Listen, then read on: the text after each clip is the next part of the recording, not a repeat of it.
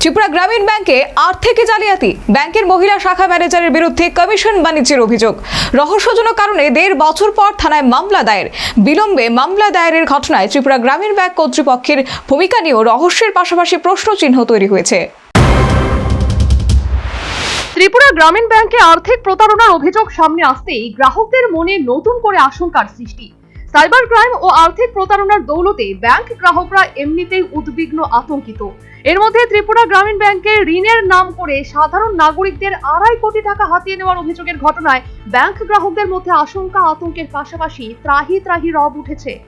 গুরুতর যে অভিযোগ উঠেছে তা হলো 2023 সালের 20 ডিসেম্বর থেকে গত বছরের 15 এপ্রিল পর্যন্ত ত্রিপুরা গ্রামীণ ব্যাংকে প্রতারণার কারণে সাধারণ নাগরিকদের গচ্ছিত প্রায় 2.5 কোটি টাকা হাতিয়ে নেওয়া হয়েছে। আশ্চর্যের বিষয় হলো, সব জেনে শুনেও সংশ্লিষ্ট গ্রামীণ ব্যাংক কর্তৃপক্ষ এতদিন পর্যন্ত রহস্যজনক কারণে কোনো পদক্ষেপ গ্রহণ করেনি।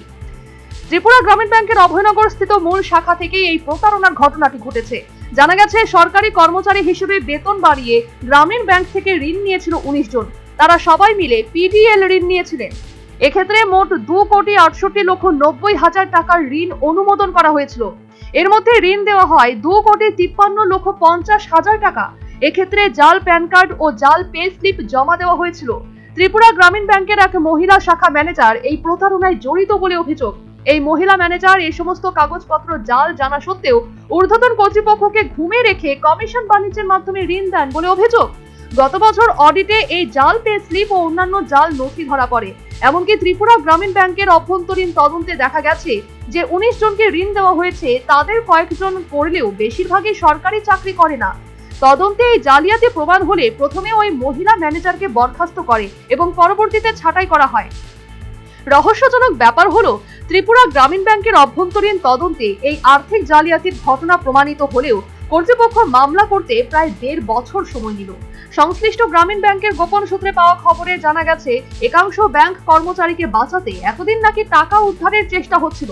শেষ পর্যন্ত বেগতিক বুঝে ঋণ নেওয়া 19 জনের বিরুদ্ধে এনসিসি থানায় মামলা রুজু হয়েছে। মামলার নম্বর 70/2025। আরো আশ্চর্যের বিষয় হলো, এই মামলায় গ্রামীণ ব্যাংকের কোনো কর্মচারীর নাম উল্লেখ নেই। এনসিসি থানার পুলিশ এই মামলার তদন্তে নেমেছে।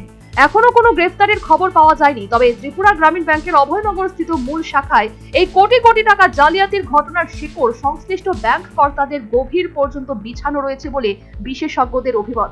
এ ব্যাপারে ত্রিপুরা গ্রামীণ ব্যাংকের জেনারেল ম্যানেজারের সঙ্গে যোগাযোগ করে তার প্রতিক্রিয়া জানার চেষ্টা করা হলেও তাকে পাওয়া যায়নি।